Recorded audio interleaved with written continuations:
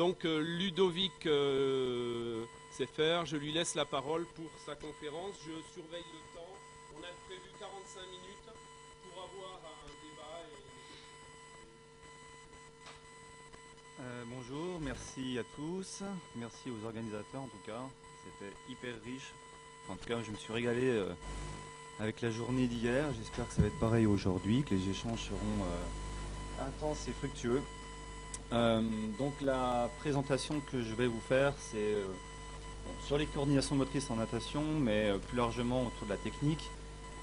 Et j'ai intitulé ça une approche dynamique de l'expertise vers une pédagogie non linéaire. Alors, je ne vais pas vous expliquer ce que c'est qu'un expert, tout le monde le sait ici.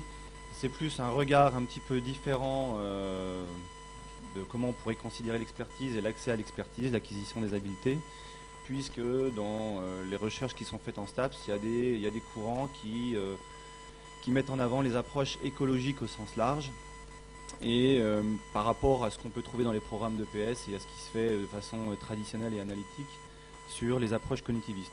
Non pas qu'il y en ait une qui soit meilleure que l'autre, le propos n'est pas là, c'est juste une réflexion sur voilà comment j'appréhende le problème et comment mon regard a changé, puisqu'au début j'ai été formé comme prof d'EPS et j'ai utilisé les approches cognitivistes et je les utilise encore. Et puis avec la recherche et puis comme toutes les personnes qui réfléchissent sur leur pratique, eh bien j'ai été amené à voir un petit peu et l'entraînement et l'enseignement différemment. Et puis les travaux de recherche ont étayé cette réflexion. Donc c'est un mix d'interventions, de pratiques, de recherche que j'essaie de présenter là, avec la collaboration d'étudiants de thèse, de Didier et de nombreux collaborateurs qui sont dans la salle. Donc premièrement, juste pour dire que pour situer le cadre, hein, un petit peu de théorie malgré tout, je m'inscris dans ce qu'on appelle la dynamique écologique. Alors c'est une traduction qui est un peu mauvaise. Et cette dynamique écologique, c'est un courant qui est la réunion de deux approches. L'approche des systèmes dynamiques et puis la psychologie écologique. Alors, je vais vous donner juste quelques mots pour balayer rapidement le tableau. Mais je trouve que ces deux illustrations de Turves sont assez bonnes. D'un premier, vous voyez la marionnette à droite qui serait pilotée par le système nerveux central et en gros qui dit aux muscles ce qu'il faut faire, comme s'il y avait une instance supérieure, une espèce de régulateur externe du corps, où on dissocie le corps et l'esprit quelque part. Et de l'autre côté, un ensemble qui est en interaction, qui n'est pas commandé par une instance supérieure. Et du coup, le propre des systèmes complexes dynamiques, c'est cette approche interactionniste, systémique, où le tout est plus que la somme des parties. Ça veut dire que quand on touche un élément, eh bien, on modifie l'ensemble. Et ça me semble très important pour un pédagogue. C'est-à-dire qu'à un moment donné, quand on veut parler du comportement, il faut savoir quoi regarder et il faut savoir sur quoi intervenir. Parce que donner 5 consignes ne permet pas à l'élève ou à l'entraîneur ou en tout cas au nageur d'intervenir sur les 5 choses en même temps. Et on espère bien, quand on intervient, qu'on trouve la bonne chose, c'est-à-dire ce qui va gouverner la modification du comportement. Donc c'est un petit peu ce qui a animé à la fois ma pratique d'intervention, mais aussi ma pratique de recherche. Alors pour reprendre quelques présupposés théoriques des approches cognitivistes, ben forcément elles sont cognitives, ça veut dire qu'on utilise des représentations mentales et on postule que c'est l'acquisition de connaissances, des métaconnaissances ou des connaissances procédurales qui vont organiser la pratique. C'est-à-dire on acquiert des connaissances telles le code de la route, puis ensuite on est capable de conduire. Et sans ça, on n'est pas capable de piloter la motricité. C'est des approches qui sont souvent computationnelles et prescriptives, c'est-à-dire c'est le système nerveux central qui établit des programmes, qui propose des plans, et puis ben voilà, tu fais cette action dans tel ordre, en segmentant, en découpant, et éventuellement en associant ensuite. Hein, souvent on fait les bras, on fait les jambes, on coordonne les deux. Bon, voilà, c'est une proposition. Ces approches du coup sont dites hiérarchiques et directionnel, c'est-à-dire ça va du système nerveux central au système moteur périphérique, et puis l'information revient, hein, c'est une boucle, il y a des feedbacks qui sont intrinsèques et qui permettent d'avoir des retours d'information sur ce qu'on a effectué. Ces approches sont plutôt structurales que fonctionnelles, parce qu'en fait on programme tout, Et une des critiques principales des approches écologiques, c'est qu'à un moment donné, on ne peut pas tout programmer, puisqu'on ne peut pas tout contrôler un par un. Et comme je vous disais, la somme, c'est plus que le tout, c'est plus que la somme des parties. Ça veut dire que si on devait tout programmer, on arriverait à saturation de ce qu'on peut programmer. A l'inverse, les approches fonctionnelles sont plus sur le résultat, hein, ou sur ce qui organise l'ensemble. Donc elles sont plus focalisées sur le but, et elles sont issues des travaux, on va dire, de la phénoménologie, Merleau-Ponty, sur finalement, on va dire, si on devait schématiser, le but plutôt que les moyens à mettre en œuvre pour atteindre le but. En effet, si vous regardez les travaux de Schmitt, on programme tout ce qui touche aux articulations, tout ce qui touche aux muscles, tout ce qui touche au positionnement articulaire, donc tout ce qu'on apprend finalement en STAPS sur l'organisation segmentaire, eh bien c'est une approche très structuraliste et qu'on dit microscopique. C'est-à-dire qu'on s'intéresse à tous les niveaux et on programme tous les niveaux. Vous voyez que ça fait une somme d'informations qui est importante. Alors je ne dis pas que ce n'est pas intéressant, puisque les approches biomécaniques font la même chose.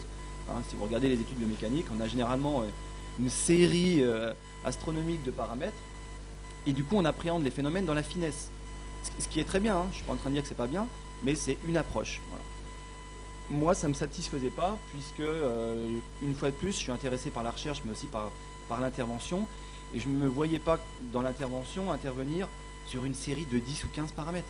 Enfin, ça ne me semble pas réalisable, puisque quand on a le nageur devant nous, une fois qu'il est parti, il est parti. Dans une piscine, vous êtes prof de PS, vous avez 3 lignes d'eau, vous partagez ça avec 2 autres collègues, il y a 80 gamins dans une piscine, il y a du bruit, une fois que le gamin il est parti, il est à la ligne 3, vous ne l'arrêtez pas pour lui dire ce qu'il faut faire. Donc ça veut dire qu'il faut être très précis, mais en même temps très... laisser un peu de liberté, parce que le gamin il va nager. Donc moi, en tant qu'intervenant, ça ne me satisfaisait pas, ces approches. Et c'est ce qui m'a amené à m'intéresser à des approches plus écologiques autour de concepts clés comme l'auto-organisation, qui veut dire qu'à un moment donné, il n'y a pas un régulateur externe qui vient organiser votre motricité. Les régulations sont internes. C'est les interactions que vous avez avec l'environnement, c'est les interactions que vous avez avec les sous-systèmes qui vous organisent, qui vont faire que le système hormonal, le système nerveux, le système musculo-squelettique va trouver ce qu'on appelle une espèce d'homéostasie. Et du coup, le comportement, on dit qu'il est émergent. Il émerge de quoi? Des contraintes qui pèsent sur lui. Ces contraintes, elles sont multiples, et ce qu'il nous revient de faire, c'est de les analyser, de les appréhender. Et de là, il y a quand même une série de présupposés théoriques. Alors le premier présupposé, c'est que les régulations qui sont faites à l'intérieur du système, ces régulations sont non linéaires. Alors non linéaire, ça veut dire quoi? Ça veut dire qu'il n'y a pas un effet de proportionnalité entre les causes et les conséquences. Vous connaissez ce qu'on appelle l'effet papillon, un battement d'aile à un endroit peut amener un tsunami ou un tremblement de terre à un autre endroit. Donc des fois il suffit d'un changement microscopique dans les causes pour amener un changement qualitatif, macroscopique, dans le comportement. Et ça, je crois que c'est la finesse et l'intuition dont parlait Michel Crétin, mais aussi Denis Hauguin, c'est la finesse des entraîneurs. C'est-à-dire qu'à un moment donné, leur finesse, c'est quoi? C'est de voir qu'un changement microscopique qu'ils vont apporter chez le nageur, ça peut apporter un changement qualitatif notable. Et là où on manque d'expertise quand on débute dans l'entraînement, et c'est pour ça que c'est aussi une histoire d'expérience, c'est qu'il y a des choses qu'on ne capte pas au début, et cette finesse, eh bien, on la travaille. Et ensuite, on sait sur quel point intervenir pour amener un changement qualitatif notable. Alors, du coup, comment ça se voit? Eh bien, ça se voit par des bifurcations. Ça veut dire qu'à un moment donné, c'est comme une bifurcation quand on est sur la route. Hein. On ne va pas tout droit, sinon on va dans le champ, c'est à droite ou à gauche. Et entre les deux, il n'y a rien. Il faut choisir, on passe d'une étape à une autre. Il y a des études notables qui ont été faites là-dessus, sur la marche. On vous met sur un tapis roulant, on augmente la vitesse du tapis roulant, à un moment donné, vous arrêtez de marcher, vous courez. Et bien la course, c'est différent de la marche, parce qu'il y a un temps de suspension. C'est autre chose, et entre les deux, il n'y a rien. Alors on peut forcer le système, c'est-à-dire on peut marcher vite. Il y a des courses de marche, hein, voilà, des compétitions de marche. Bon une bifurcation, c'est ça, on transite, on passe à autre chose. Et puis il y a aussi des signes de non-linéarité qui s'appellent la multistabilité. Ça veut dire qu'à un moment donné, pour des mêmes causes, il y a deux états qui subsistent. Alors je vais prendre un exemple un petit peu qui n'a pas grand chose à voir avec la natation, mais c'est les travaux princeps de Kelso sur la coordination bimanuelle, qui montrent que quand on essaie de coordonner les doigts ensemble en faisant des oscillations, en accord avec un métronome, on est capable de les faire osciller en phase, des contractions musculaires simultanées identiques, ou en antiphase, c'est-à-dire pendant qu'il y en a un qui fait une flexion, l'autre qui fait une extension. Ça veut dire que pour une contrainte donnée, il y a 2 modes de coordination possibles. Et puis quand on va plus vite, eh bien, il n'y a plus qu'un mode qui subsiste. Ça veut dire que quand on augmente le niveau de contrainte, eh bien, on transite vers un seul comportement. Donc, en quoi ça nous intéresse dans la natation ? Ça veut dire que pour un niveau de contrainte donné qu'on est capable d'identifier, est-ce qu'on peut espérer chez un individu voir différents types de comportements, voire chez des individus différents types de comportements coexister ? La question qui est derrière, c'est du coup, est-ce qu'il y a un comportement idéal à adopter pour une situation donnée, ou est-ce qu'il y a une multitude de comportements, auquel cas ce qu'on appellerait la variabilité de mouvement, qu'elle soit intra-individuelle ou inter-individuelle, ça pourrait être une richesse de la capacité d'un individu à interagir avec son environnement. Et vous voyez qu'on n'est plus du tout dans les approches cognitivistes, où on dit, pour une cause, une conséquence, si je répète, c'est-à-dire si dans mon éprouvette je remets la même chose, je devrais avoir le même résultat. Non, on peut accepter qu'il y aura quelque chose de différent. Et ça me semble hyper important. Voilà. Donc, la non-proportionnalité, je ne vais pas y revenir, c'est ce que j'ai appelé la sensibilité aux conditions initiales, l'effet papillon. Et au-delà de cet effet-là, on postule pour un couplage, donc une interaction qu'on dit avec une causalité circulaire. Ça veut dire que l'un influence l'autre, et par effet retour, eh bien, ce n'est pas une causalité linéaire, ce n'est pas un enchaînement de causes qui amène à une conséquence. C'est une interaction. Le meilleur exemple qu'on puisse donner, c'est le couplage qu'il y a entre la perception et l'action. C'est-à-dire que percevoir, c'est déjà agir. Et en agissant, eh bien, on affine sa perception. Pourquoi ? Parce que ce que l'on voit, des fois, nous trompe sur la réalité. Vous mettez un crayon, alors l'exemple qui est pris par Turvet, classiquement, c'est vous mettez un crayon dans un verre d'eau, vous avez l'impression que le crayon il est tordu, puisque l'eau déforme. Et vous savez que quand on met des lunettes à un gamin, eh bien, sous l'eau il voit autre chose.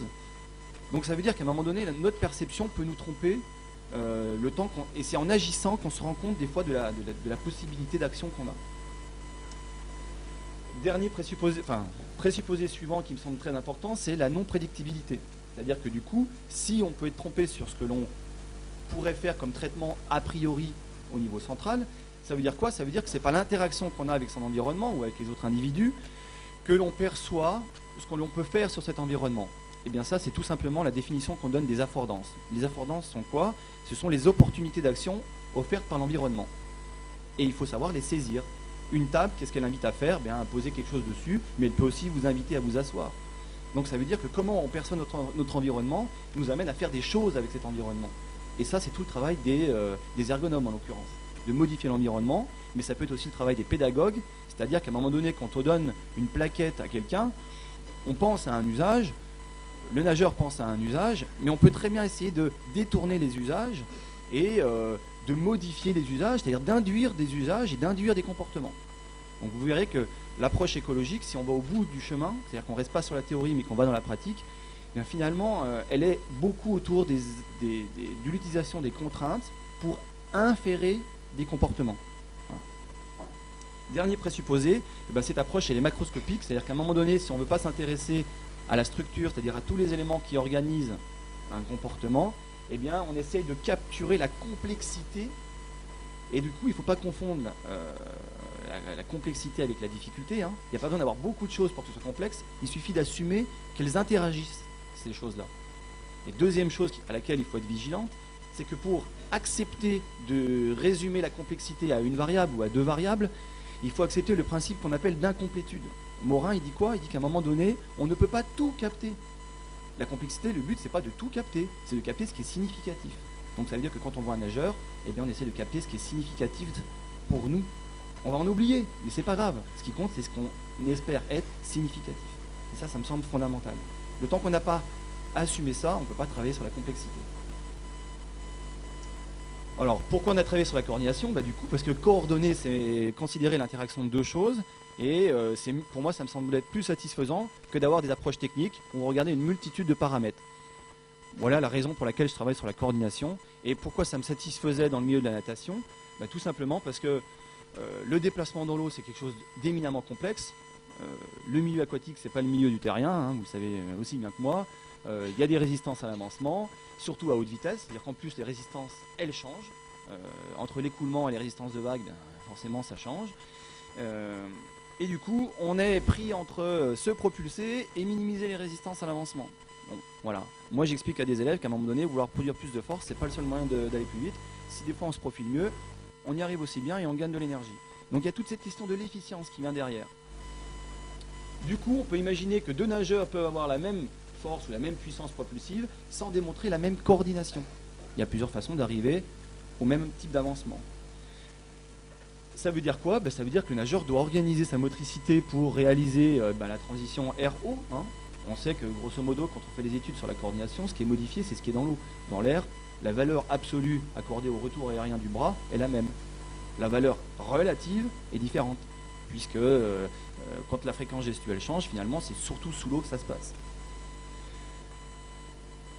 Ensuite, la complexité des mouvements sous-marins, c'est qu'on fait des mouvements en 3D. Et donc, il faut gérer la production de forces qui sont liées à la portance et à la traînée. Avec toutes les études de Schleierhoff, Kunzelmann qui ont été faites dans le passé, qui montrent très bien ça. Et les études récentes sur la CFD, la PIV, qui montrent que, sur la théorie des vortex, qui montrent que l'écoulement, c'est quelque chose sur lequel on peut vraiment travailler. Là, la mécanique des fluides a apporté beaucoup de choses. Troisième point, réaliser des actions avec des finalités différentes. Bien oui, parce que quand on se propulse, quand on se coordonne pas uniquement pour se propulser. On se coordonne aussi pour respirer, on se coordonne aussi pour s'équilibrer. Et c'est pour ça que pour moi, la motricité du débutant, je ne la vois pas comme un défaut par rapport à l'expert, parce que sa préoccupation, c'est peut-être pas d'avancer, mais peut-être juste de se sustenter. Donc ça veut dire qu'à un moment donné, il faut se mettre dans la logique de pourquoi le débutant il fait ça, pour comprendre quelles sont les contraintes qui pèsent sur lui et comment il interagit avec son environnement. Avoir le regard d'un comportement d'un débutant avec la focale de l'expert, pour moi, ça me pose un problème. Pourquoi? Parce que l'enseignant, il veut transformer l'élève, donc il se met souvent dans la position de ce qu'il voudrait voir. Or, on nous apprend, et les textes officiels sont quand même éloquents là-dessus, sur la loi d'orientation 89, il nous dit l'élève est au centre du système éducatif, c'est-à-dire qu'on doit partir de ce qu'on voit déjà. C'est pour ça que la proposition de Grégoire sur le monitoring me semble fabuleuse. Oui, on part de ce qu'on voit. Et la première chose qu'on apprend à des étudiants STAPS et que les entraîneurs développent comme compétence, c'est l'observation.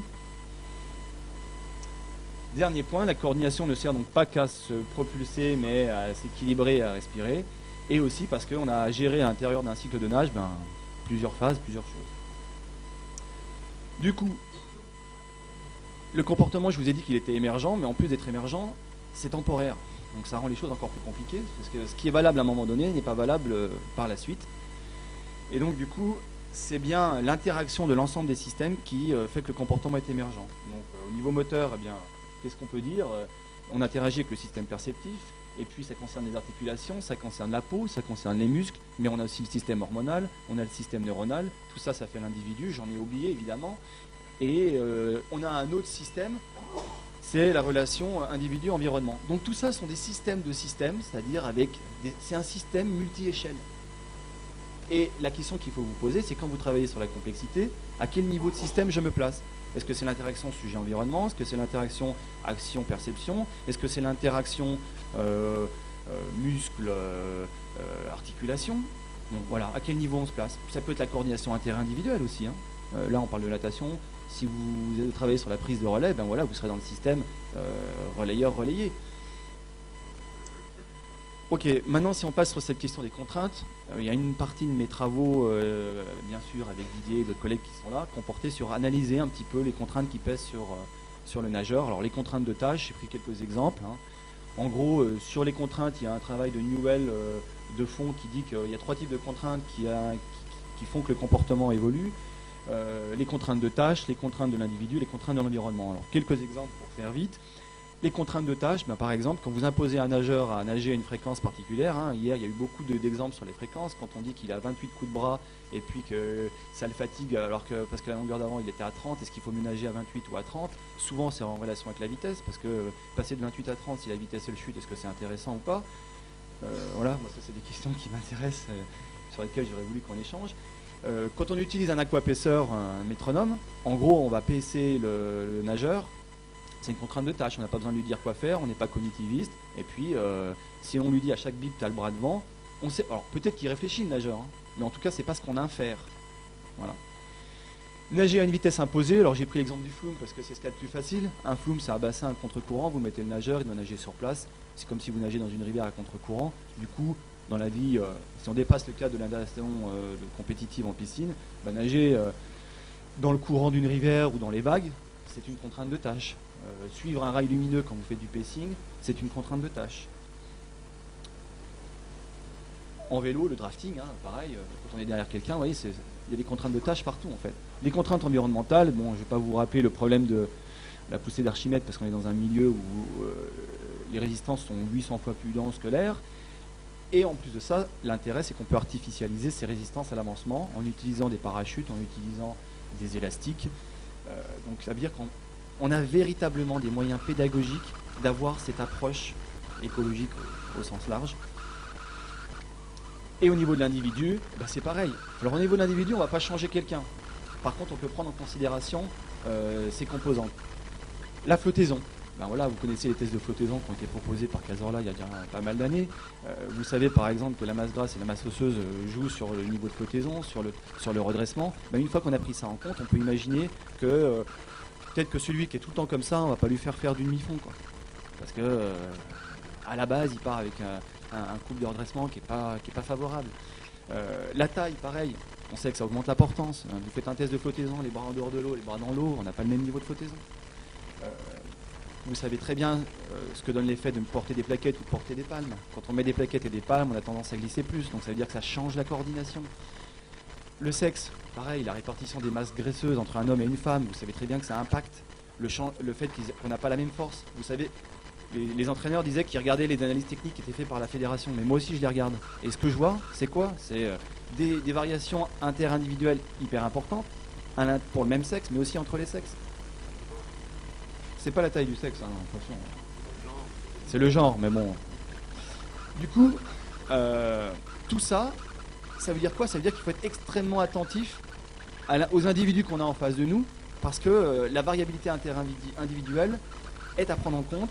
On ne peut pas appréhender le nageur. Alors, oui, quand on a 25 élèves, on essaie de trouver des points communs. Oui, quand on est dans une window, voilà, vous disiez, j'en entraîne 8, mais à un moment donné, il y a des points communs, mais il y a quand même des points particuliers. La spécialité, on a trouvé des résultats différents selon qu'on est sprinter ou nageur de longue distance. La préférence manuelle et respiratoire. Hier, il y avait un beau témoignage de Alain Bernard qui disait, voilà, on a appris à nager avec un tuba frontal. Oui, quand on respire tout le temps deux temps, que ce soit à droite ou à gauche, à un moment donné, on développe des asymétries. À partir de quand on estime qu'elles sont pénalisantes? Pour avoir vu nager Gillot pendant pas mal d'années quand même à Rouen, il a des asymétries qui sont incroyables. Il a une nage boiteuse où il monte sur l'eau. Alors, ça n'empêche pas d'être très bon, hein, mais il n'empêche qu'à un moment donné, c'est poser la question de savoir si on touchait à ça ou pas. Voilà, travailler avec un tuba frontal, à l'époque où il y a Angela Taverny qui était venue nager à Rouen, je me rappelle qu'à Auburn, elle utilisait un tuba frontal, puis tous les nageurs étaient comme ça, puis ils regardaient. Bon, je pense qu'il y a véritablement des choses à faire sur ces histoires, de prendre en considération les contraintes individuelles dans l'entraînement. Ensuite, donc, du coup, l'expertise, c'est quoi l'expertise? Qu'est-ce qu'un expert? Pour moi, un expert, c'est quelqu'un qui s'adapte aux contraintes. Et c'est ça qu'on doit développer. Donc, en gros, tout le reste de mon propos, ça va être de vous dire, l'expertise, c'est développer l'adaptabilité et c'est créer des perturbations, c'est obliger le nageur à s'adapter. Donc, quand les questions tournent autour de, voilà, le samedi matin, quelle séance test je fais pour vérifier ce qui s'est passé pendant la semaine, et que la réponse est, à chaque fois, je fais des séries un petit peu différentes, parce que ce qui m'intéresse, c'est la créativité. Quand vous dites, comme Michel dit, qu'est-ce qu'on va faire pour les prochains JO, et que vous dites, moi, ce qui m'intéresse, c'est la question que va me poser le nageur, oui, parce qu'il faut de la créativité, il faut de l'adaptabilité. Si on est tout le temps dans la routine, on n'a plus besoin de s'adapter, on sait déjà ce qu'il faut faire. On reproduit, on automatise. Donc l'automatisme, c'est bien, parce que ça coûte pas cher. Mais dans une course, est-ce qu'on fait tout le temps la même course? Non, il y a le départ, il y a la prise de nage, il y a le virage, il y a les autres, il y a le bassin qui glisse ou qui glisse pas, il y a le fait d'être dans la ligne 3 ou d'être dans la ligne 1. à un moment donné, on gère tout le temps des contraintes, quoi. Et pour moi, la question centrale de l'expertise, c'est ce qu'on ne sait pas. Ce qu'on sait, c'est l'efficience, c'est la vitesse, c'est la précision. Et ce qu'on ne sait pas, c'est l'adaptabilité. Le couplage individu-environnement, c'est juste pour vous dire qu'à un moment donné, les travaux dans la psychologie écologique montrent qu'il y a cette interaction entre les deux qui dit que percevoir, c'est déjà agir, et agir permet de percevoir. La perception est dite directe, car l'individu perçoit l'environnement de façon fonctionnelle, c'est-à-dire à travers les possibilités d'action qui sont offertes, et non pas les propriétés de l'environnement. Les propriétés de l'environnement, en soi, on s'en fout. Par contre, ce que les propriétés de l'environnement nous permettent de faire, ça nous intéresse. Donc du coup, l'expertise, c'est quoi? C'est détecter les affordances, c'est-à-dire les possibilités d'action offertes par l'environnement. Je vais prendre un exemple. Bon, ça, c'est une façon de résumer l'interaction qui est entre comment j'articule l'approche dynamique, c'est-à-dire utiliser des propriétés de non-linéarité qui se voient quand l'individu interagit avec son environnement, un ensemble de contraintes, à travers une boucle de perception-action. L'expertise, c'est donc la capacité d'adaptabilité aux contraintes. Et l'exemple que j'aimerais prendre, c'est une manip qu'on a fait récemment que je trouve extraordinaire, où l'idée c'était de tester, c'était de savoir ce qui se passait pendant l'approche au mur pour faire un virage. Le virage coup de but en crawl.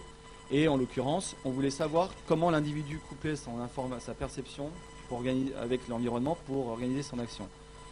Sachant qu'il y a des lignes d'eau au fond de l'eau, on se disait, tiens, est-ce que le nageur il regarde le mur? Est-ce que le nageur il regarde le T qui est au fond de l'eau? Est-ce que le nageur prend les deux informations? Est-ce que ces informations sont prises en même temps ou est-ce qu'elles sont prises de façon séquentielle? Je regarde d'abord le T et comme le mur arrive après, je regarde le mur. Quand je regarde le mur, est-ce que je regarde le mur de façon générale? Et en questionnant un petit peu les nageurs, les pratiques, il y en a qui me disaient, donc des collègues qui sont là, qui me disaient, moi je regarde l'angle du mur au fond. Ce point ici, là. Du bassin, donc je regarde l'angle. Voilà, ça nous a questionné. Et donc du coup, la manip qu'on a mis en place, c'était de perturber le nageur. Comment on a perturbé le nageur? On a fabriqué un T, vous le voyez à gauche là-bas, vous voyez au fond de l'eau ici. Et ce T, on l'a reculé de 30 cm et on l'a reculé de 60 cm. Donc on a perturbé les repères du nageur sans rien lui dire, il ne savait pas. Lui, on lui a juste dit, tu vas nager à 60%, 90% de la vitesse max, tu vas nous faire une vingtaine de passages. On randomise tout ça. Pour éviter qu'ils comptent ses coups de bras, parce qu'on connaît les petits malins, on ne les a pas fait partir tout le temps du même point de départ. Donc on les a fait partir sans pousser au mur, des fois à 2 mètres, des fois à 3 mètres, des fois à 4 mètres du mur. Et ensuite, on a analysé la variation de vitesse, cycle à cycle. Et on a analysé ensuite la distance qu'il y avait entre le bassin et le mur pour savoir comment cette distance variait. C'est-à-dire, est-ce qu'il était toujours au même endroit par rapport au mur quand il virait, avec le même degré de flexion des jambes ou pas. C'est-à-dire comment finalement il adapte son comportement à des contraintes environnementales qui varient. Eh bien, figurez-vous que même dans les nageurs experts, donc on a testé des non-experts et des experts, même parmi les nageurs non-experts, il y en a qui ne se sont même pas rendus compte qu'il y avait un T au fond de l'eau et qu'on avait changé les repères. Ils ne s'en sont pas rendus compte. C'est extraordinaire quand même. Alors qu'ils sont tout le temps dans l'eau, 2 fois par jour. Voilà, moi j'étais bluffé. Et après, quand je vous dis les contraintes individuelles, elles agissent différemment, on avait un nageur qui était myope et qui me disait, moi de toute façon c'est vite fait, le mur je le vois pas, donc je le prends pas en compte. Donc je regarde d'abord le T, et puis quand j'arrive près du mur, là je le vois, donc je regarde le mur. Donc vous voyez, c'est extraordinaire comme exemple. À un moment donné, oui, ça veut dire quoi? Ça veut dire que le contrôle perception-action, c'est un contrôle online. Ça veut dire qu'à un moment donné, on peut prédire, on peut prescrire, on peut faire tout ce qu'on veut. Il y a des choses qui se passent dans la prospection, online, en temps réel. Ça veut dire que moi, ça me convainc sur le fait qu'on interagit continuellement, et on explore continuellement. Alors juste une considération méthodologique, on a fait exprès de prendre des distances inférieures à la taille d'un bras pour éviter que le nageur régule par un coup de bras en plus ou un coup de bras en moins. Ça veut dire qu'il est obligé d'adapter différemment, sinon ça aurait été trop simple.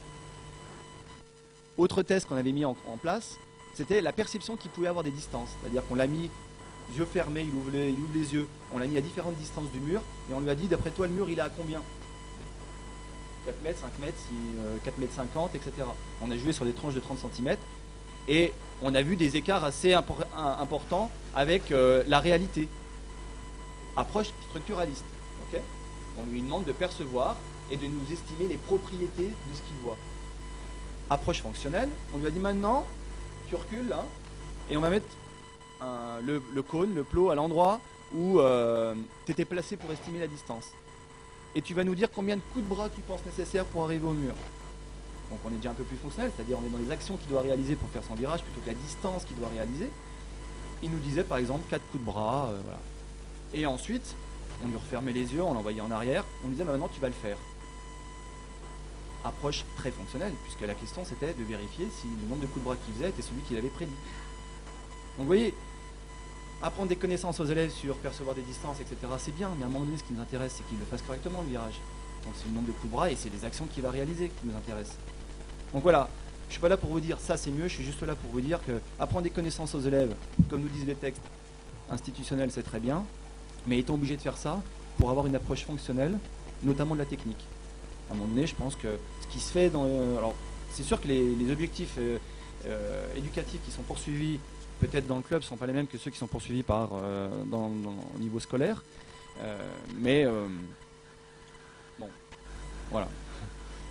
Ah oui, juste pour vous dire quand même que on avait fait attention de mettre une plaque sur la ligne 1 pour pas qu'il prenne un autre repère et de mettre verticalement ici un cache pour éviter qu'il voit les autres lignes parce que les nageurs sont quand même malins.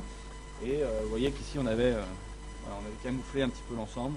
Bon, j'avais une vidéo. Fred, tu vas être content. Ça va bien passer. Ça a l'air d'être efficace là. Donc voilà, juste pour vous montrer. On va enlever ça. Donc voilà, on déplaçait comme ça le T, toc, on ajustait. Et entre chaque essai, du coup on avançait, on reculait. Ce qui fait que le nageur n'avait jamais les mêmes contraintes à prendre en compte. Du coup l'expertise. La définition classique de Johnson, c'est la vitesse fois la précision, fois l'économie, fois l'adaptabilité. Et ben, je pense ce qu'on n'a pas assez exploré pendant un certain nombre d'années de recherche, c'est cette question de l'adaptabilité. Et pour moi, l'adaptabilité, c'est quoi? C'est ni plus ni moins que le rapport qu'on a entre la flexibilité du comportement, adaptable mais sans modification interne, et stabilité, c'est-à-dire la robustesse.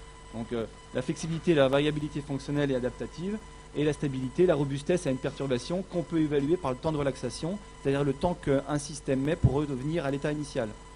Je suis très bien, on me perturbe, je fais autre chose, on relâche la perturbation, combien de temps je remets pour revenir à l'état initial?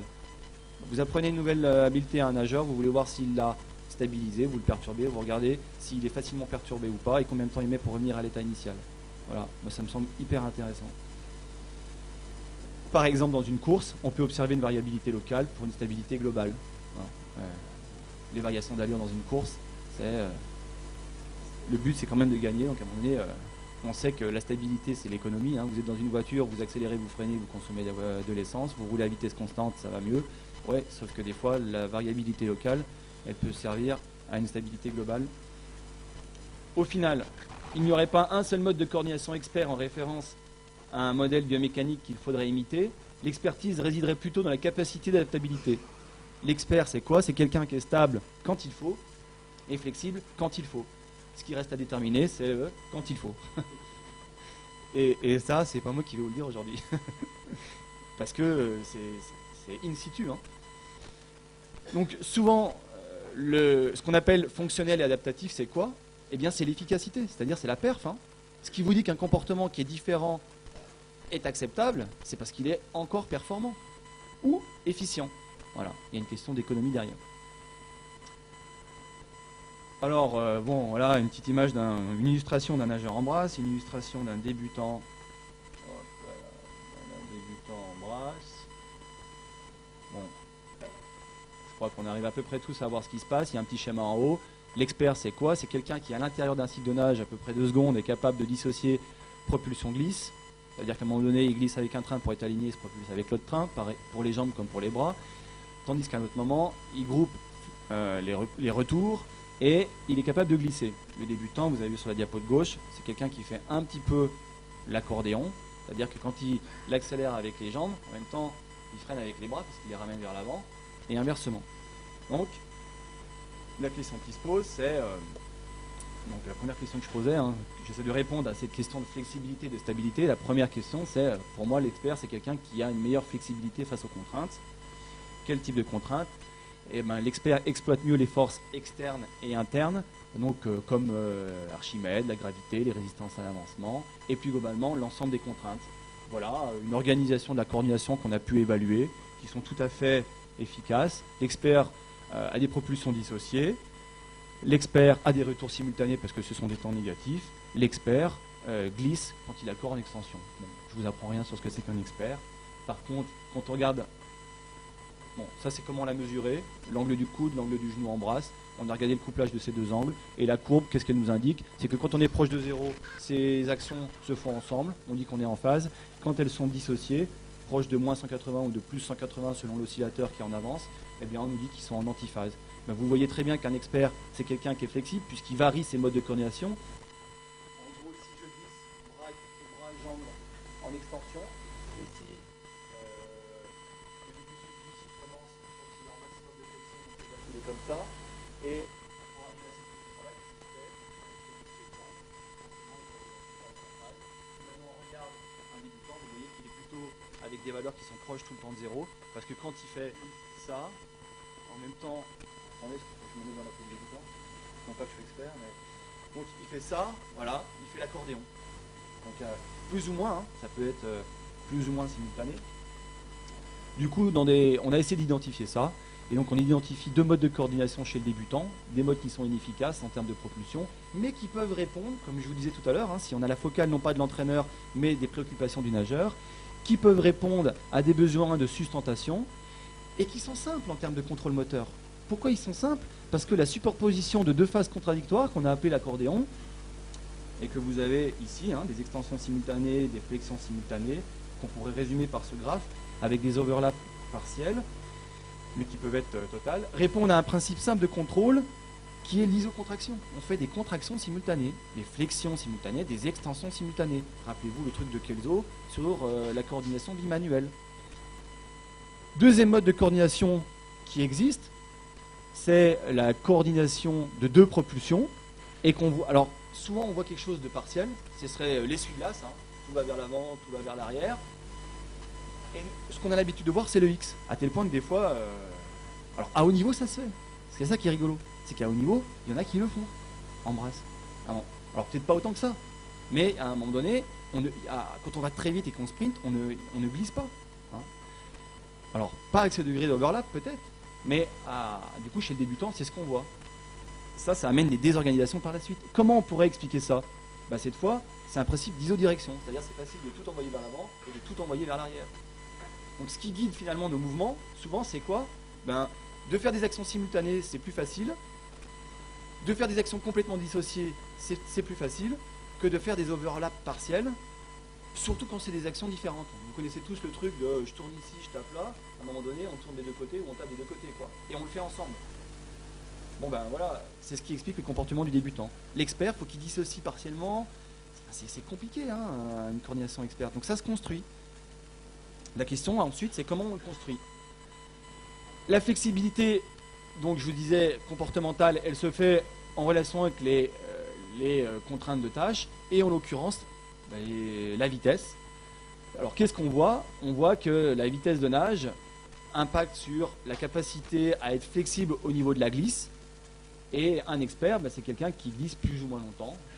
Et voilà, il y a des très bons travaux de Didier dans les années 2000 sur le crawl. Vous connaissez sans doute très bien que, en gros, en termes de coordination, on peut faire du rattrapé, on peut être en opposition, on peut être en superposition, et que c'est intimement lié à la vitesse de nage.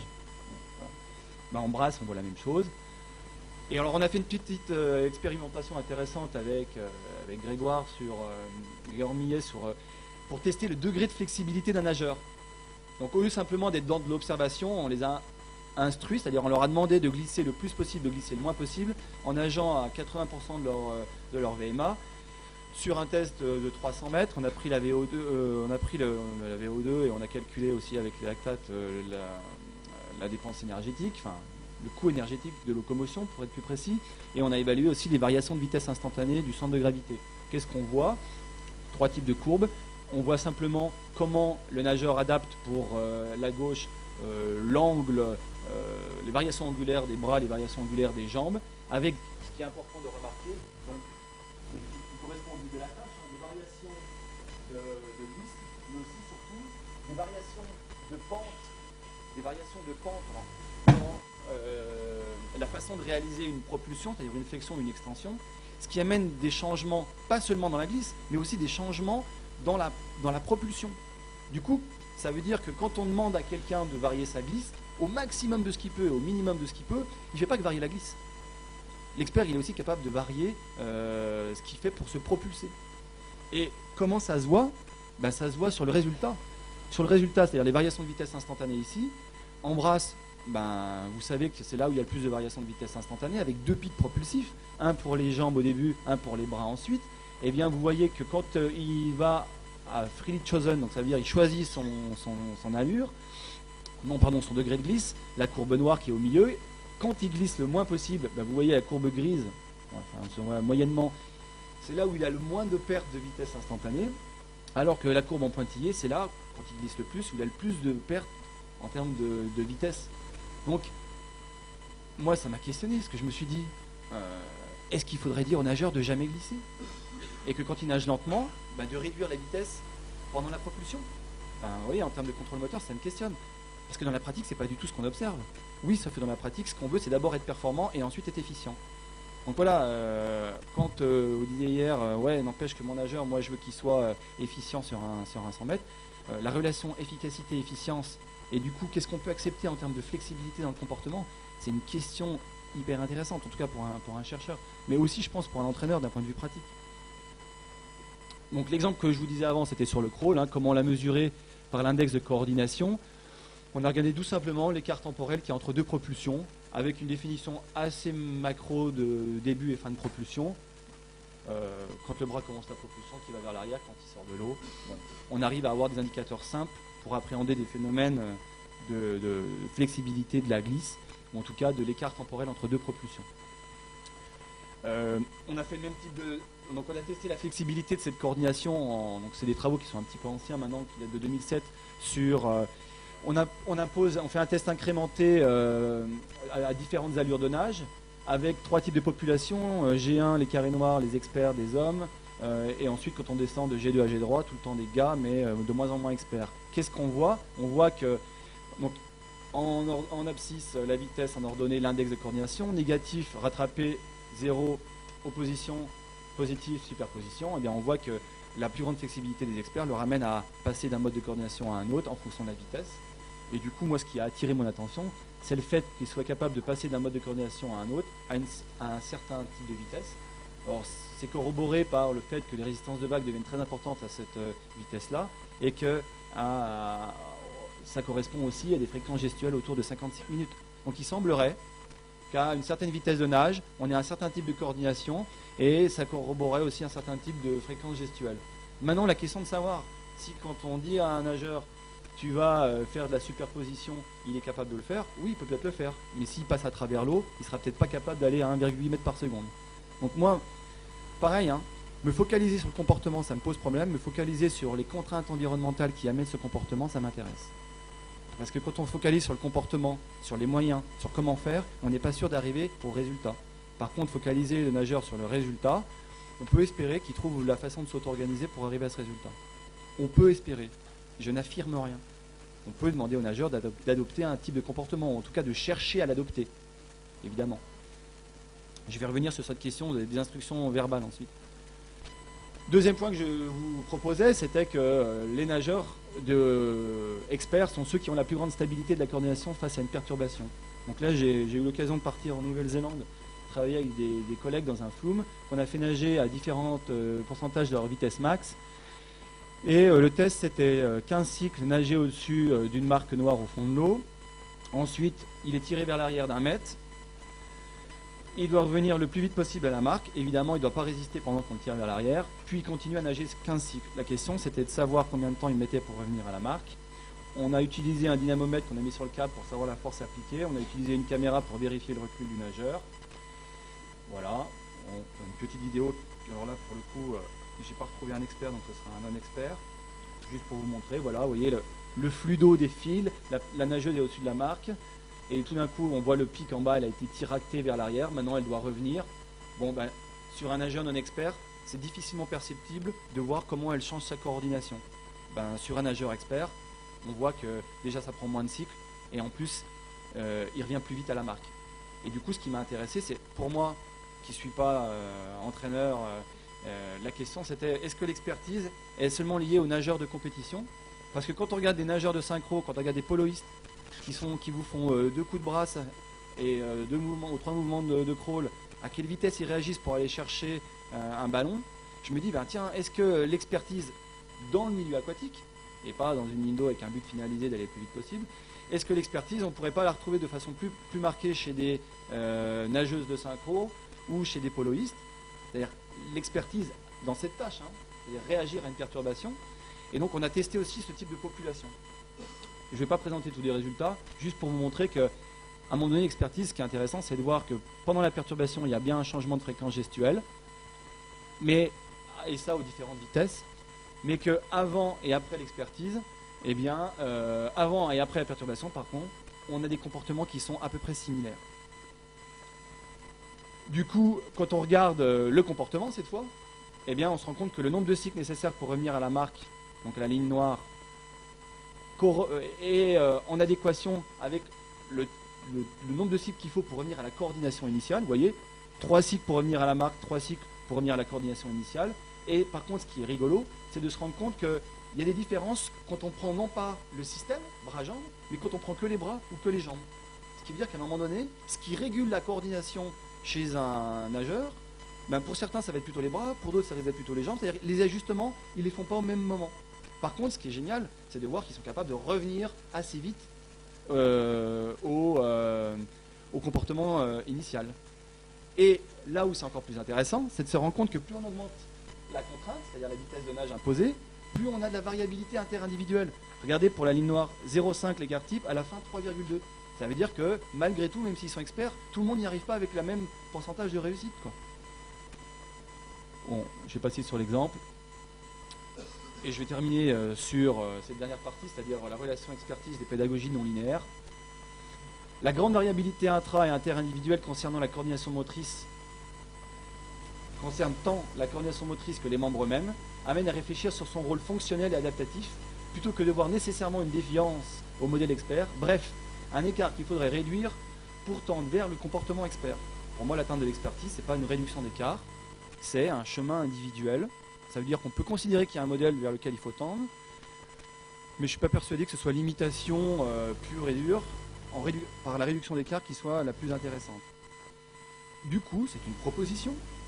L'entraînement et l'apprentissage pourraient-ils être considérés comme un processus non linéaire entre causes, les consignes que l'éducateur donne, voire la quantité d'apprentissage et les conséquences, c'est-à-dire l'amélioration du comportement.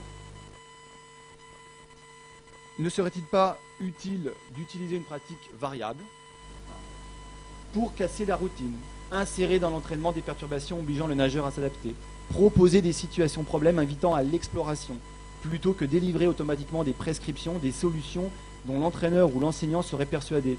Ne peut-on pas proscrire et déstabiliser le comportement actuel pour obliger à chercher une solution ailleurs? Cet après-midi, il y aura la présentation de John Comin qu'on a eu en thèse avec Didier, qui a un travail de thèse fantastique sur cette problématique de l'exploration. Ce que je propose du coup, c'est un modèle, bon, voilà, comme tous les modèles, ça c'est limite, hein, un modèle en sablier qui dirait qu'en gros, quand on est non-expert, quand on débute, on explore dans tous les sens, et du coup, il y a plein de comportements débutants observables. On a tendance à converger vers un type de comportement, c'est-à-dire il y a des traits communs qui nous amènent vers l'expertise, et qu'au niveau élite, si on veut exploiter la richesse des propriétés, des contraintes individuelles, eh bien, il y a à nouveau de la variabilité. Bon, je vais passer là-dessus. C'est un exemple, voilà, de relation entre la gamme de vitesse qu'a un nageur et la gamme de coordination qu'il a, où la question c'est, à un moment donné, moi ça m'intéresse de poser ça comme question aux entraîneurs, c'est comment... On a des nageurs qui font du 100-200, on a des nageurs qui font du 150, puis on a des nageurs qui font du crawl du pape, qui font du crawl du dos, qui font du 100 mais ils font du 800, et ils gagnent. À un moment donné, c'est quoi l'expertise? Est-ce que c'est être hyper spécialiste dans un truc, donc la stabilité dans un mode de coordination, dans une technique, ou est-ce que c'est justement cette capacité d'adaptation, la flexibilité, c'est-à-dire quand on gagne sur 100 et quand on gagne sur 800, enfin, ça questionne le transfert d'habileté, quoi. Qu'est-ce qu'on transfère quand on est capable de gagner dans 2 distances différentes, où au niveau physiologique, énergétique, c'est pas les mêmes filières, au niveau musculaire, c'est pas les mêmes, c'est pas la même chose. Du coup, me questionner sur l'expertise revient à me questionner sur le savoir nager. Voilà. Et pour moi, ça dépasse la problématique évidemment de la natation de compétition. Bon, je vais passer parce que j'ai plus le temps et je vais conclure. À droite, c'était des experts, à gauche, c'était des non-experts. Vous voyez que quand on met 24 experts d'un côté et 24 non-experts de l'autre, on voit des profils de débutants différents. J'avais analysé ces profils, je vais passer là-dessus. Ça, John vous le présentera, c'était juste pour vous dire qu'à un moment donné, pourquoi on parle de l'apprentissage comme un processus non linéaire? C'est parce que entre le comportement du débutant, donc ce sont les clusters, vous voyez, on a identifié 11 clusters, c'est-à-dire 11 patterns de débutants. Eh bien, entre le comportement au départ de l'apprentissage, les pointillés représentant des séances d'apprentissage, il y en avait 16. Et chaque point représentant un cycle de nage. Eh bien, qu'est-ce qu'on voit? On voit en début d'apprentissage, il utilise un pattern, le 2, peu importe ce que ça représente, le 2. En fin d'apprentissage, il est sur le 11. Et entre les deux, vous voyez qu'il visite d'autres patterns, qu'il abandonne par la suite. Ça veut dire quoi? Ça veut dire qu'à un moment donné, pour arriver à l'état final, il ne suffit pas de s'en rapprocher. On visite des fois des états intermédiaires qu'on va abandonner par la suite. Comment vous expliquer qu'en ski, on apprenne le chasse-neige, alors qu'à la fin, on skie parallèle? Je vous rappelle quand même que dans les années 60, il y a un mec qui s'appelait Joubert et qui disait non, il faut apprendre parallèle dès le début. C'est-à-dire qu'il faut apprendre le mode de l'expert dès le début. Nous, on leur apprend à skier en chasse-neige et ensuite, ils font du parallèle. En natation, qu'est-ce qu'il faut apprendre? Moi, ça me satisfait de dire qu'on peut apprendre des modes de coordination qui ne seront pas satisfaisants au final, mais qui seront un marchepied pour la suite. Voilà, c'est un débat à discuter. Je suis ouvert à la discussion. Donc pour conclure, ce qui me semble intéressant, c'est de dire la pédagogie pour moi, je la vois plutôt implicite, favorisant l'exploration. Donc donner des problèmes, c'est-à-dire proscrire pour déstabiliser, plutôt que donner une solution. Donc une instruction à suivre, hein, où vous prescrivez ce qu'il faut faire. Donner des instructions, si vous donnez des instructions, je pense que c'est plus judicieux de donner sur le but à poursuivre plutôt que sur les moyens à mettre en œuvre. Et si vous donnez des instructions verbales qui malgré tout portent sur le comportement, ça me semble intéressant de favoriser les instructions globales telles que des analogies. Tu glisses comme une torpille, comme Superman, enfin bon, on peut être plus précis évidemment. À condition de laisser une marge de manœuvre individuelle pour la production de la réponse. Et du coup, je suis plus favorable à manipuler des contraintes de tâches et environnementales pour déstabiliser et favoriser l'exploration sans excès de guidage, parce que vous créez de la dépendance. Du coup, s'il faut faire plus simple pour un nageur, je pense qu'il vaut mieux être dans la simplification que dans la décomposition, parce que ça permet de garder une représentativité écologique qui va favoriser ce couplage perception-action, plutôt que les effets néfastes de la décontextualisation, qui des fois n'a même pas de sens pour l'élève. Je vous remercie de votre attention.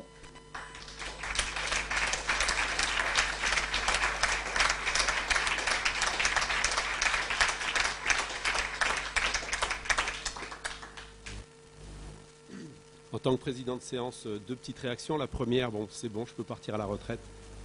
Bon vent, Ludo.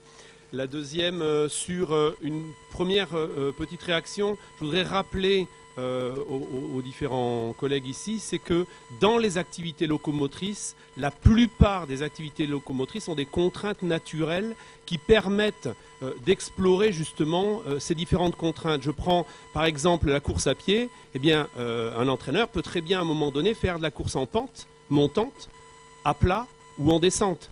Particulièrement dans la logique du ski de fond, eh bien justement les contraintes de coordination quand on est à plat et qu'on glisse, on va dire, à une contrainte normale, à des vitesses plus ou moins élevées, et qu'on met une pente montante, parce que dans les contraintes du ski de fond, il y a des parties montantes, on change de coordination, et quand on est en descente, évidemment, on augmente les temps de glisse, etc. Alors là où ça se complique beaucoup plus, c'est en vélo. Pourquoi? Parce qu'il y a les changements de vitesse, les changements de plateau, ce qui fait que même avec des contraintes, par exemple de pente montante, pente descendante, eh bien, on a d'autres contraintes qui sont le changement de vitesse. Donc, en natation, quand on les a naturellement, par exemple les courses de longue durée ou en milieu naturel, en particulier triathlon, mais aussi maintenant natation longue distance, eh bien, on a ces contraintes, on va dire, de type naturel. Les contraintes aussi de drafting où on est derrière quelqu'un ou devant quelqu'un, évidemment, amènent tout un tas de contraintes complémentaires qui ne sont pas habituels dans la locomotion traditionnelle, mais je crois que les grandes logiques des entraîneurs qui réfléchissent un peu, c'est justement, on a parlé de parachute, on a parlé de contraintes de palme par exemple, ou et d'élastique, dans un sens de freinage ou et dans un sens de traction, qui amènent obligatoirement ces contraintes qui sont totalement naturelles en ski de fond, totalement naturelles en athlétisme, mais qui ne l'étaient pas habituellement en natation. Alors le flume, enfin, on en reparlera à un autre moment. Voilà, c'était une première réaction pour bien montrer cette logique des contraintes. Alors, qui souhaite la parole? On va décaler la séance, bien évidemment. Il n'y a pas de problème, on prend une dizaine de minutes. Philippe est là.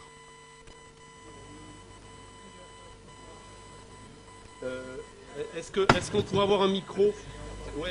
Un micro parce que c'est enregistré, hein, si j'ai bien compris. Et donc, les questions me semblent extrêmement intéressantes. L'apprentissage, c'est l'art de la répétition, même si on n'est pas obligé de répéter tout le temps pareil. Donc à chaque fois c'est plus abouti ou alors c'est moi qui comprends de mieux en mieux, je sais pas, mais en tout cas merci. Alors j'ai plusieurs questions. La première, c'est et Frédéric dans la présentation de cet après-midi va montrer qu'au cours d'une phase d'apprentissage, il y a un vrai réaménagement des représentations. Par exemple, nous, on a organisé une phase d'apprentissage des ondulations sous-marines sur 8 semaines. Donc on a observé à la fois une réorganisation de la cinématique, des vitesses, des fréquences, des amplitudes, mais aussi une réorganisation des représentations et des sensations des nageurs.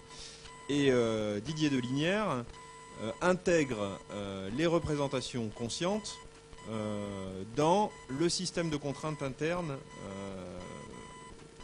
pèse sur l'individu. Donc la première question, c'est ce que tu l'as assez peu souligné, c'est-à-dire quel est le rôle des représentations dans le système interne de contraintes de l'individu. Ça, c'est la première question. La seconde, c'est, et je voudrais revenir un petit peu sur le modèle, sur les modèles de planification qu'a présenté Grégoire hier. Mon hypothèse, c'est que les modèles de périodisation que l'on observe sont des artefacts. Pourquoi des artefacts? Parce que je crois que les athlètes dans les différents sports s'entraînent le plus là où ils performent le mieux. Nous, on a analysé donc 300 nageurs sur 20 ans et on est complètement sur un modèle dit au seuil, c'est-à-dire avec 40% en dessous du premier seuil, 45% entre les deux seuils et puis 15% au-dessus du second seuil. Et pour moi, ce ne sont pas des raisons physiologiques qui conduisent à observer cela, c'est parce qu'en dessous de 2 millimoles, en gros, les nageurs, ils se nagent dessus, ils nagent mal, ils ne savent pas nager, et puis comme on nage avec les bras et pas avec les jambes et que les bras sont fatigables, au-dessus de 4-5 millimoles, on fatigue et on dégrade très très rapidement, et donc ce sont des zones, et les zones dans lesquelles on passe le plus de temps, ce sont les zones au seuil. Pas pour des raisons physiologiques, mais parce que c'est là où l'on nage le mieux. J'arrive à la seconde question. Si on compte tout le temps son nombre de coups de bras comme système de contrainte, cela veut dire quoi? Cela veut dire que l'on va compter en permanence son nombre de coups de bras dans l'entraînement que l'on réalise le plus. C'est-à-dire 80% en dessous de 4 millimoles. Ça veut dire à des vitesses lentes. Ça veut dire que 80% de l'entraînement, on va compter son nombre de coups de bras à des vitesses lentes ou à des vitesses inférieures à 4 millimoles. Et donc, est-ce que l'on n'aurait pas intérêt à explorer un système de contraintes qui consisterait à tester les différents tempos ou les différentes zones de fréquence, c'est-à-dire 40, 42, 44, 48, comme on l'a fait à l'INSEP, ce qui nous amènerait à explorer une marge et un éventail de contraintes beaucoup plus large. C'est la seconde question. Bon, je vais essayer d'aller vite parce que quand même on n'a pas trop de temps. Et puis qu'on a déjà eu des fois des éléments de discussion de l'autre côté. Donc première question sur les représentations. Les aspects cognitifs peuvent être des contraintes. Je veux dire, c'est juste que... Alors, il y a deux niveaux de réponse. Le premier niveau de réponse, c'est que dans les approches écologiques, on postule que ces éléments-là n'interviennent pas de façon prescriptive dans l'organisation du mouvement. Ça ne veut pas dire qu'ils n'interviennent pas, mais ça veut dire qu'on ne focalise pas l'individu là-dessus, d'une part, et deuxièmement, qu'on assume que ça passe par autre chose. Maintenant, si tu demandes à quelqu'un de se focaliser là-dessus, c'est différent. C'est un focus attentionnel tel que c'est proposé ici. Et du coup, les propositions qui sont faites dans les approches écologiques, c'est de dire, et sur la base de littérature en plus plutôt connotée collectiviste, les travaux de Woolf, c'est de dire quoi? C'est de dire qu'un focus externe, c'est-à-dire se focaliser sur les effets du mouvement, amène généralement à un meilleur niveau de performance que des focus internes, c'est-à-dire se focaliser sur la forme du mouvement. Voilà, donc ça veut dire qu'à un moment donné, si tu demandes à quelqu'un de se focaliser sur les représentations mentales qu'il a quand il fait le mouvement, ben, il risque d'être bon parce qu'il s'est focalisé là-dessus. Maintenant, si c'est ça que tu veux, ben, très bien. Mais si ce que tu veux, c'est pas l'organisation du mouvement, mais c'est ce qui en résulte, ben, du coup, il faut focaliser le nageur là-dessus, quoi. Les sensations, pour moi, elles ne sont que dans l'action. Donc, quand tu me dis ils améliorent ses sensations, oui, sans doute. La perception qu'il a de ses sensations, sauf que la perception qu'il a de ses sensations, elles sont situées. C'est-à-dire que c'est les sensations qu'il a dans l'action. L'amélioration de ses représentations, je veux bien, mais c'est comme les limites qu'on attribue à la verbalisation. Enfin, ça reste des perceptions, quoi. Nous, ce qui nous intéresse, c'est ce que le nageur fait. J'ai des discussions en ce moment qui sont animées avec des radicaux de la psychologie écologique et qui disent, nous, les affordances, c'est pas ce qui est potentiel, c'est ce qui est actualisé, c'est ce qui est fait, quoi. Donc très bien s'il se représente. Mais moi, à la rigueur, ce qui m'intéresse, c'est comment agir sur les contraintes intentionnelles pour savoir quel est le meilleur focus attentionnel, mais pour le résultat, quoi. C'est-à-dire pour l'effet du mouvement. Voilà. Donc, ça, c'est mon élément de réponse pour la première question. La deuxième question, sur les gammes de fréquences. Ben, là encore, je ne vais pas botter en touche, mais je vais dire, ça dépend ça dépend du but de la tâche, quoi. Si le but de la tâche, c'est véritablement que la personne soit flexible, eh ben, il faut du coup tout mettre en œuvre pour qu'il ait cette flexibilité. Donc, entraîner à des grandes gammes de vitesse, entraîner à des grandes gammes de fréquences. Si maintenant, ta question, c'est de dire, tiens, je me rends compte que mon nageur, il y a des gammes de fréquences auxquelles il n'arrive pas à nager. C'est-à-dire, il nage très bien à 30 de fréquence, 40, il nage très bien à 60, puis à 50 ça se passe pas, il n'y arrive pas, ou il n'est pas efficace, et que il te semble que les autres nageurs font ça parce que tu as fait ta analyse de course et que tu te dis bah tiens j'aimerais bien qu'il essaye, ça peut être un point à investiguer effectivement. Alors après la relation avec les zones d'intensité, j'en sais rien parce que la périodisation c'est quelque chose et ce que le nageur fait ponctuellement c'est autre chose. La seule expérience que j'ai pu remarquer et qui me semble valider l'intérêt de faire ce type de recherche sur le répertoire gestuel en termes d'habileté, de fréquence et sur les répertoires de vitesse. La seule chose qui me semble intéressante, c'est à l'époque j'ai eu la chance, quand le Québec a arrêté d'entraîner à Strasbourg, d'entraîner un petit peu Guy Noël Schmitt. Et lors des interclubs, on ne l'avait pas fait nager à 1500, mais on l'avait fait nager sur 200. Et en fait, il avait fait une super bonne perf, sauf qu'il était parti à 65 de fréquence. Donc il s'était cramé, il n'avait pas bien fini. Et on s'était rendu compte ensuite à l'entraînement qu'il savait nager avec des basses fréquences, avec des très hautes fréquences, mais entre les deux, il ne savait pas. Donc il faisait du 45, il faisait du 65, mais 50, il n'arrivait pas. Donc effectivement, pour moi, c'est une question hyper intéressante de savoir si la personne, elle sait tout faire. Est-ce que c'est ce qu'on veut? Est-ce qu'on doit lui apprendre ça? Ou si pour un événement donné, il est dans le standard. Et est-ce qu'il doit être dans le standard?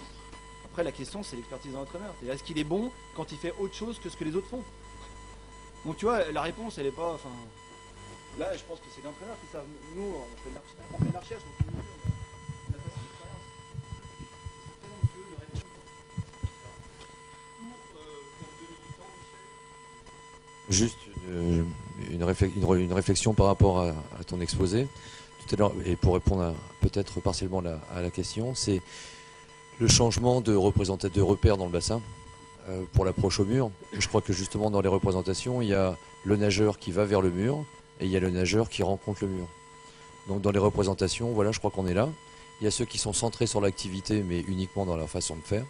Et puis il y a ceux qui se déplacent vers le mur de façon économique, en maîtrisant complètement le style, comme disait Michel Rousseau, ou la technique, En tout cas, je crois que c'est ça. Il y a deux comportements différents et pourtant il y a des nageurs qui vont très vite, uniquement centrés sur eux-mêmes. Ils sont dans un milieu, mais ils n'en ont pas du tout là. Ils se représentent pas dans ce milieu. Et il y a ceux qui vont vers le mur et qui ont la représentation de ce qu'il faut faire pour y aller vite, en s'économisant et en étant centrés sur ce qui se passe autour d'eux. Et là, le thé au milieu, je crois qu'il y en a certains qui l'auraient vu. Mais là, peut-être que tu l'as expérimenté avec des nageurs qui n'étaient pas encore de grands experts.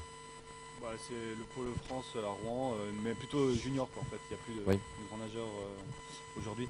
Mais en plus, ce qui est rigolo, c'est que dans ces nageurs-là, ils revenaient d'une compétition à Dieppe où le bassin, il est arrondi comme ça, c'est métallique. Et ils nous ont dit, quand on a fait la compétition, on était perdus. Parce qu'on n'avait plus cet angle droit, on n'avait plus les repères, et ils étaient perdus.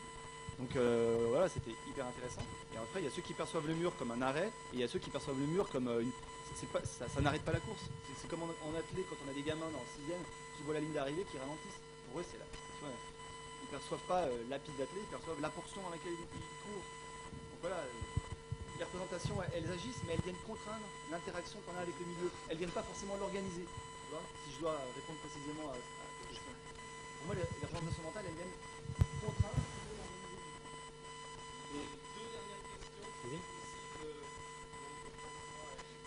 Merci beaucoup Ludo. Une petite question, la nouveauté dans tes travaux, c'est le couplage perception-action avec le virage. Ça fait maintenant une dizaine d'années que tu es sur les contraintes. Merci de nous avoir présenté voilà, une vision plus au-dessus, c'était vraiment très clair, merci beaucoup. Moi j'ai une question que je me pose, et je me suis toujours posé, et j'avais eu une idée de manip aussi là-dessus, c'est que dans la perception-action, une phase clé maintenant à haut niveau, c'est la touche à la fin du mur. Voilà, c'est la touche à la fin du mur. C'est comment ça, on peut pas le prévoir, je pense. Enfin, j'aimerais bien avoir un petit avis. On en discutera à la pause, qu'on n'a plus le temps. Mais comment on gère les 5 derniers mètres pour toucher le mur, parce que il y a des nageurs qui gagnent tout le temps. Donc ils savent toujours s'organiser, s'adapter à la fin dans les 3 derniers coups de bras pour toucher de la meilleure façon. Et là, je pense que c'est une phase clé, une démonstration de l'adaptabilité. Pour toi, qu'est-ce qui se passe dans ces moments-là, toi qui réfléchit là-dessus, à ton avis, comment les nageurs s'y prennent là, ou est-ce que tu as déjà pensé à ça? Parce que toi, tu as pensé au mur pour virer, mais il y a aussi la phase, je trouve qu'elle est peut-être encore plus, je sais pas, ça me semble encore plus instable. Voilà, merci.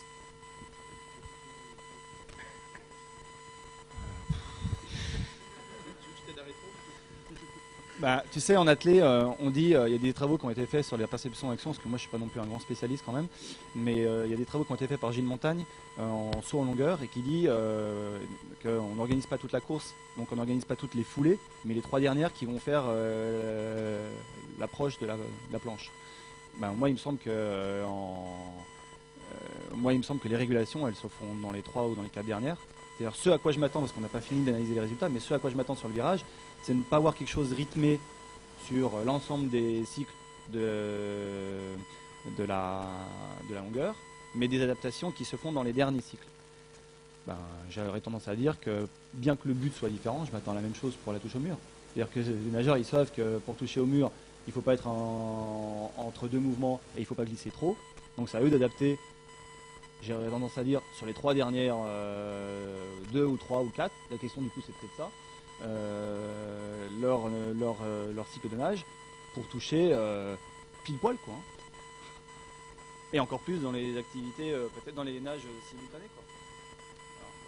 Juste un complément, avant de laisser la dernière question, juste un complément pour avoir travaillé pendant 2 ans, 3 ans même, avec Julien Sicot dans le cadre, ça répond à ta question François s'il te plaît. Oui, donc avec Julien Sicot dans le cadre de la préparation spécifique du 50, qui a donné un certain nombre de résultats sur départ et arrivée en particulier, eh bien justement, si ça t'intéresse, je te montrerai, j'ai dans ma bécane un très grand nombre de vidéos sur les problèmes de temps de réaction, sur le problème de spécificité et sur tout le travail d'arrivée, c'est-à-dire arriver sur 3 mouvements, reculer sur 4, reculer sur 5 et ainsi de suite, c'est-à-dire travailler spécifiquement. Alors effectivement, c'est les 3 centièmes, les 5 centièmes qui font la différence entre une médaille, etc. Et comme d'habitude, ça ne se travaille que quand on a fait les 97% qui ne sont pas ces 3 centièmes-là. Donc travailler l'arrivée avec quelqu'un qui a une marge de progrès énorme, ça n'a pas de sens. Travailler l'arrivée avec un nageur de 50 qui s'entraîne X fois par semaine et faire un travail une fois par semaine pendant 3 ans spécifique à ce type de protocole départ et arrivée, ça se justifie dans le cadre de ces fameux centièmes. Donc je crois que c'est en correspondance avec la question. Dernière question, et ensuite les autres questions pendant la pause café. Donc Ludo, merci pour ton exposé. Moi, ce qui m'interpelle, c'est que tu places vraiment au centre des analyses, c'est comment on peut appréhender la variation, par exemple, des vitesses intracycles, la variabilité de la gestuelle, des coordinations et l'adaptabilité, la régulation de cette variabilité. Donc ça, c'est quelque chose de central. Ça m'interpelle en tant que physiologiste parce que évidemment, ça va impacter le coût énergétique. Je sais que tu as un certain nombre de travaux qui le confirment. Et en même temps, je me pose la question, en tant que chercheur, sur les limites méthodologiques actuelles. Si je fais un parallèle avec la course à pied, à un moment donné, on avait quelques mètres de plateforme de force. Et on sait que analyser, essayer de tirer des généralités sur quelques foulées, il y avait un nombre de limites importantes. En natation, il me semble qu'on en est encore un peu à ce niveau-là. Alors en course à pied, maintenant, on a des tapis de course instrumentés avec des plateformes de force. En natation, on pourrait dire qu'on a des flumes, mais l'un comme l'autre, ça va modifier la motricité. C'est-à-dire on ne court pas pareil sur un tapis et vraisemblablement on nage pas pareil dans un flume. Et actuellement, la plupart des études qui sont réalisées, elles sont quand même liées à des contraintes méthodologiques, des analyses vidéo qui sont que sur quelques cycles. Ouais, donc les limites...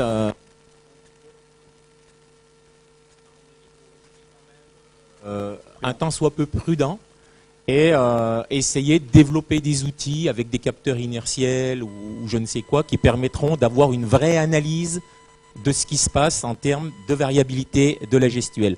Et puis ensuite, la deuxième question, ça c'était pour l'aspect recherche.